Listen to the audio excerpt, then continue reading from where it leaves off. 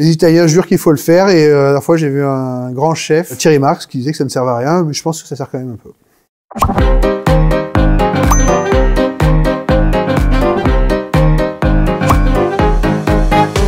Paul Langlaire, propriétaire et chef du restaurant Sepia, dans le 7e arrondissement, qui propose une cuisine méditerranéenne de produits et de saison qui varient au fil du temps. Alors moi, ce que j'adore, c'est pâtes. En parallèle, vous prenez les sardines, vous les écrasez grossièrement avec beaucoup d'huile d'olive, de la menthe, de la ciboulette, des échalotes, de l'ail, ce que vous voulez, mais on peut la condimenter. Beaucoup de jus de citron, énormément de jus de citron. Un peu de fromage frais, alors le mieux c'est une bonne ricotta artisanale, producteur local ou un petit chèvre frais, etc. Mais ça marche aussi avec Saint-Mauré, ce que vous voulez. Et vous balancez tout ce mélange, sardines, fromage frais, herbes, huile d'olive, citron, dans les pâtes.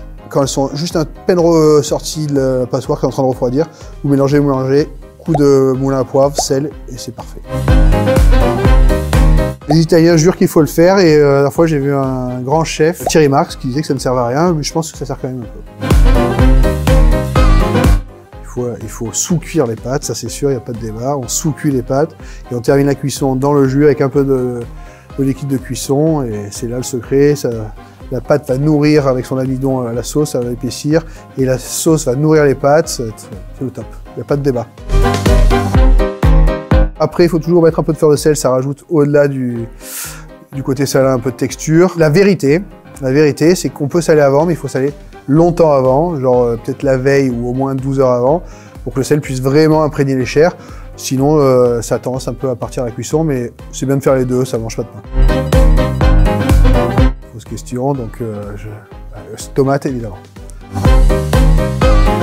Comme beaucoup de mes confrères, on termine tard le soir, on est fatigué, on n'a pas envie de cuisiner, donc ça nous arrive d'aller se faire un petit McDo rentrant, il n'y a pas de souci. Sinon, moi j'aime beaucoup la Savora, la sauce Savora, et je mets du fromage dedans et je peux passer un comté entier comme ça. Salé. Le meilleur morceau du cochon, c'est l'échine. Il propose du gras et du maigre et qui est très bon braisé, mais vraiment tout est bon dans le cochon. Ça a déjà été dit avant moi. On a un jargon qui n'est pas toujours facile à maîtriser, mais c'est vrai que ça lui donne du charme. Alors moi je suis pas fétichiste, donc pas du tout. Et en plus je me retiens pas les prénoms, donc ce serait trop compliqué pour moi. J'ai un Thermomix comme beaucoup de mes confrères, mais contrairement à la ménagère, on n'utilise pas les ustensiles qu'on nous livre avec. Et pas plus tard que hier, moi je fais un peu de rangement, j'ai jeté justement tout le kit Thermomix et on garde que le mixeur.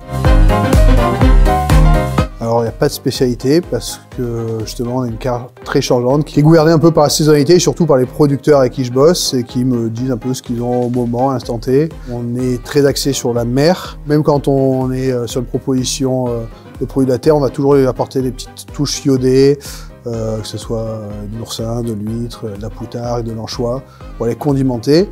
Donc moi j'aime ces associations terre-mer.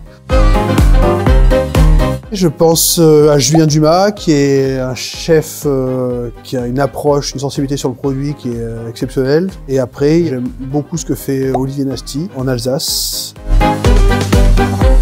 J'aime beaucoup Madi les Galinettes sur le port, parce qu'on est plein soleil au déjeuner. C'est une cuisine honnête et généreuse que j'aime beaucoup.